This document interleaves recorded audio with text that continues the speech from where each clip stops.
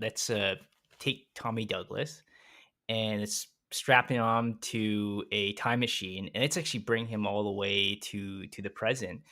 And what would if Tommy Douglas was here today and he looked at our healthcare system, what would he be, let's say, surprised by?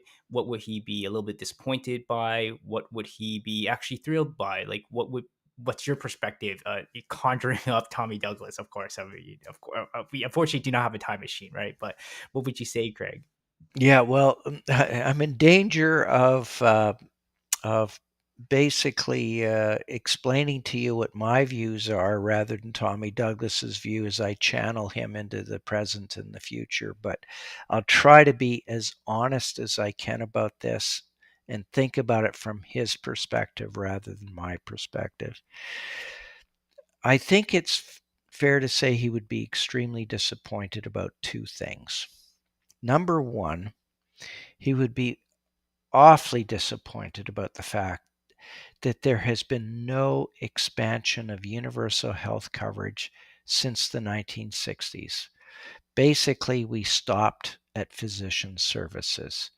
That was never his idea. His idea was the system would be built in phases, that we would eventually achieve comprehensive health coverage. So, the 1950s, universal hospital coverage nationwide.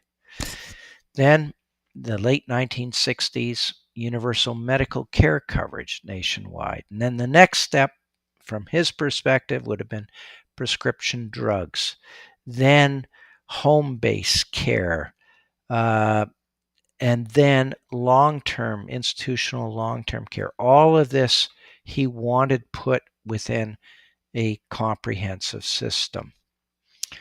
And he just felt it would take time to do, but that we should keep building. He did not see uh, the Canada Health Act, for example, as the end point. For him, it was a disappointment because it didn't go further than what we had already achieved in the 1950s and 60s. He agreed with the idea that at least the Canada Health Act was addressing the problem of user charges and physician extra billing, but he thought it was an opportunity to expand coverage, and it wasn't used. So he'd be very disappointed to come to today, 40 years after the Canada Health Act, only to realize we hadn't really taken any further steps. The second thing, and this one he would be shocked by, I think, that we have an access to care crisis in this country. The whole point of universal coverage was to have and ensure access. And there was no uh, question that people receive care on a timely basis. There was no question that everyone could get primary care and get a family doctor when they needed one in his day. And that remained true for years after he died as well. This really only became an issue in the early to mid 1990s that it began to emerge. Today, we have a serious access to care crisis. We have a very large percentage of Canadians with no access to primary care as we know it, which is highly problematic. We also have extreme problems, for example, in emergency departments, people waiting for hours and hours, sometimes with very serious conditions, to get the urgent care that they need. And it goes on and on. We have to wait months to get a specialist. We have to wait a year or two for what may be considered to be non urgent, but is pretty important care or surgical intervention.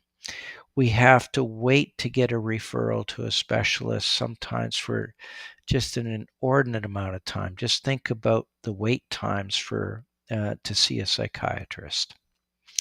He would be actually quite shocked at that. And I think he would say, okay, we need to work on this and we need to get this right immediately. He would see this, I think, as a threat to the basic principles of the system as a whole, and that we had better fix it or the whole system would be in danger, and the values that underpin the system. Do you think would there be anything that he would be surprised from a positive perspective on that? Wow, I didn't think that would happen, and it did happen. Well, it's a tough one because I'm trying to think. I think that he would be quite amazed at all of the alternatives uh, to um, surgery, to what I would call major medical intervention, through, for example, certain prescription drug therapies, through the application of cognitive behavior therapy, or through all kinds of things uh, that basically do not require you to have a bed in a hospital, that don't require you to go under the surgeon's knife. And he would be very pleased about that. He would see that those kinds of advances in medical knowledge, technology, and science is very positive. I mean, he could see some of that in his day, but the pace and the extent of what we have now, I think he'd be delighted with. And he would want to see this incorporated because his idea was everyone should have access to the very best that medical science can offer.